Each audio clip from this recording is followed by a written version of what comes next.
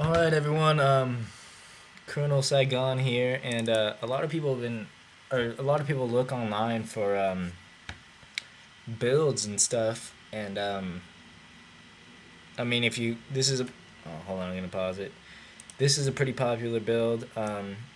If you watch my like, I hate this map, but this is a good example of me just crushing some total noob with it. But yeah, it's a really simple build for Terran, and it's originally it was made by Braddock, and it's kind of based off his SC1 build, but of course it's polished, or it's made way more effective for StarCraft 2. Braddock's a pretty cool guy, so yeah, you know, if you guys are just starting out, I suggest learning this build. It's really easy. Um, I'll go to resources. I'm maybe army, so you see our supply. So okay, start off mining. I split them into groups of three when I start. If that means anything to you, but yeah, I keep pumping SCVs until I get to nine.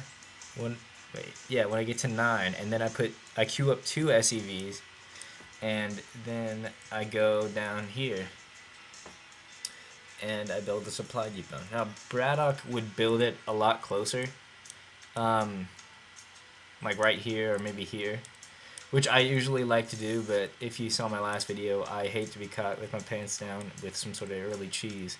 And if you see here, this SUV, I actually have him checking the cheese area. I mean, no one has ever cheesed me over here, um, because I have to pass the mouth of the base and stuff. So I know I send him to the watchtower and to the other dude's base, but also over here, um, I build one more SCV, or yeah, one more SCV after the supply depot's done, and then I put down a barracks. And then after I crank out one SCV, after once I put down the barracks, then I put down the refinery, and that is so we can get reapers. And I kind of messed this build up a bit, but I scout this dude out, um, check out what's going on, have him sitting there for a bit, and I changed it a bit so I can wall it off, which is good. I mean, I should learn some other builds, but this will have to do for now. I put three guys on gas, which I did kind of late, and you're going to want to build one marine out of here. Supply depots basically whenever you need them, actually. I should have put a marine down, and I put the second barracks down, right?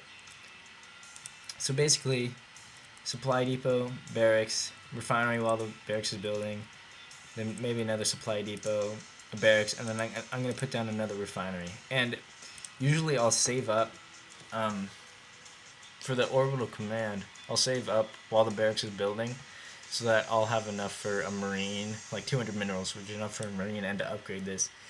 And it's really important to upgrade this because the mules are really effective, and they don't take up any supply of yours, which is, I mean, I hate being supply blocked as much as the next guy. So the Reaper is really late here, but the later probably the better, actually, because the Reaper isn't really for harassment; it's for scouting. In fact, it's best that you keep your Reaper alive. Well, you'll see when I send him in, and then I put down the factory here. Um, I don't really use the factory much, but if I need it, it's there. And I should switch some guys over to gas. Again, I'm not the best here, but you start cranking Marines from both of them, and you're gonna want to get the combat shield upgrade. I like to get it first, and then you're gonna want to get stim. Combat shield.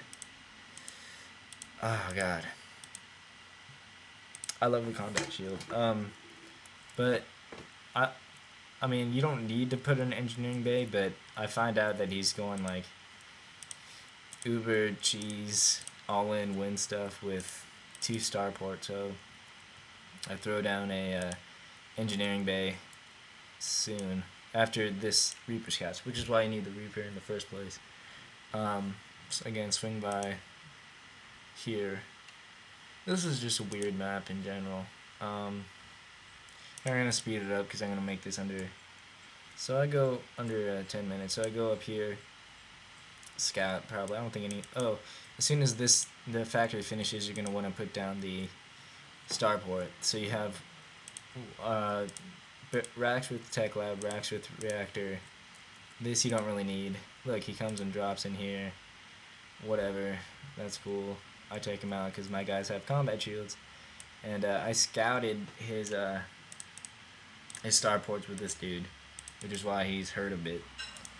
Um, but you know, I kept him alive, which is the important part.